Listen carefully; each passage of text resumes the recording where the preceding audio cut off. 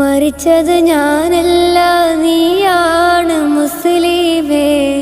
ഫാസിസ തടവറയിൽ അടിമയായി നിൽപ്പോ നീ. എന്ന് തീരും ഈ കണ്ണുനീരിൻ മോചനം നേടുകില്ലേ? ഫലസ്തീൻ ചിരിയെന്നത് കാണാക്കിനാവല്ല.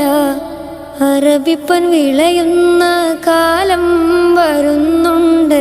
തഖ്വ കൊണ്ട് നേടിടുവേ ഫാസിസം കരയുമെന്ന്. ഗാസ തെരുവിലെ ചോര കണ്ടേ ഞാനും എഴുതട്ടൊരു കണ്ണീർ കാവ്യം. പിഞ്ചോമന മക്കളെ ചോരക്കായി